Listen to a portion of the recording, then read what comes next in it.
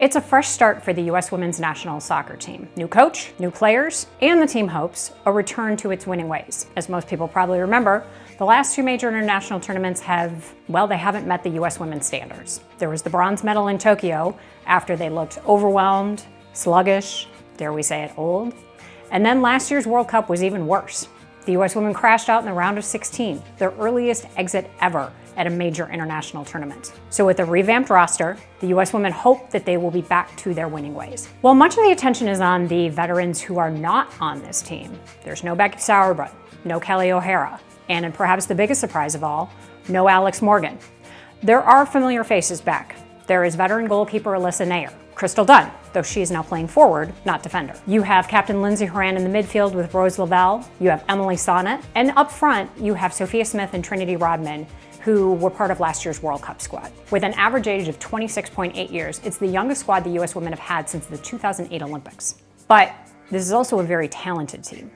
Jaedyn Shaw is killing it in the NWSL for the San Diego Wave, and she's made an impact in the few chances that she's had with the U.S. women's team. And then you have a player like Sam Coffey.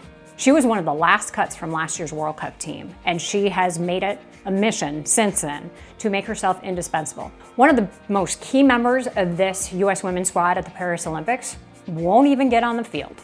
It's new coach Emma Hayes. Hayes was hired in November, even though U.S. Soccer knew it wouldn't have her until late May, because she wanted to finish out her last season with Chelsea. She's been there for about 12 years, has won pretty much every title there is possible. She's known as a fantastic tactician, and she has experience with the U.S. system. She actually got her start in coaching in the United States and has always wanted to get back here. She's called this job a dream job, even though she knows the hurdle that she's got ahead of her. The field for the Olympics is smaller than it is for the World Cup, which basically means there are no gimme games. You have from Europe, World Cup champion Spain. You have Germany, which has won several Olympic and World Cup titles. You have Brazil with Marta. You have Canada, which, as we all know, that rivalry has gotten very spicy in recent years. And Canada is also the defending Olympic champion. And you have Australia, which made it to the semifinals of the World Cup last year. So if the U.S. women hope to get back to the podium, it is not going to be an easy road for them.